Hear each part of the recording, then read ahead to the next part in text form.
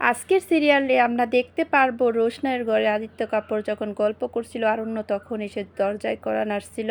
তখনই আদিত্য কাপুর বলল, কে তুমি? তুমি হঠাৎ করে এসে দরজায় কড়া নাড়লে।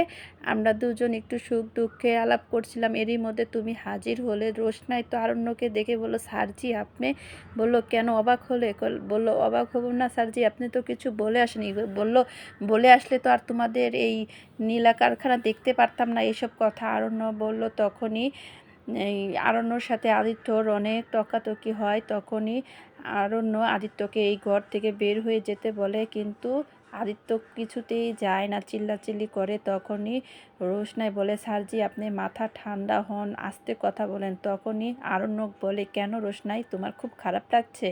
তখনই রোশনাই আর আরণ্য ওর সাথে একটু মনোমালিন্য হয়। তখনই আরণ্য আদিত্যকে বারবার বলে, আপনি যদি এখন ঘর থেকে বের হয়ে না যান তাহলে আমি লোক জড়ো করব। এ কথা শুনে তারপরও বলল, তুমি কি রোশনাইয়ের সেই স্বামী যে স্বামী ওকে স্বীকার করনি, তাই বোর কথা মনে পড়ছে তাই দেখতে এসেছো? তখন রোশনাই বলল, স্যারজি আপনি ঘর থেকে বের হয়ে যান, আপনার রুমে যান, অনেকক্ষণ ধরে বলছি তাও যাচ্ছেন না। বলল, তুমি আমাকে শাসাচ্ছ, এর ফল কিন্তু ভালো হবে না। রোশনাই বলল, আই ডোন্ট কেয়ার। তখন আরণ্যক রোশনাইকে বলল, তোমার মাসি তোমাকে যা বলে তাই ঠিক, তোমার ইমেজ খারাপ, তুমি ক্যারেক্টার লস। এরকম কথা বলে রোশনাইকে অনেক কিছু আরণ্য অপমান করে রোশনাইয়ের কাছ থেকে চলে যায়। রোশনাই অনেক কিছু বোঝানোর চেষ্টা করে কিন্তু আরণ্যক কিছুতেই বোঝে না।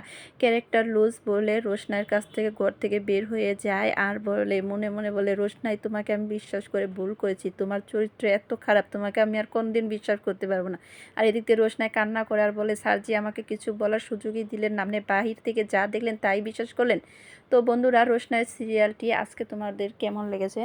যদি ভালো লাগে তাহলে প্লিজ একটা সাবস্ক্রাইব করে দিবে। প্লিজ বন্ধুরা একটা সাবস্ক্রাইব করে দিও।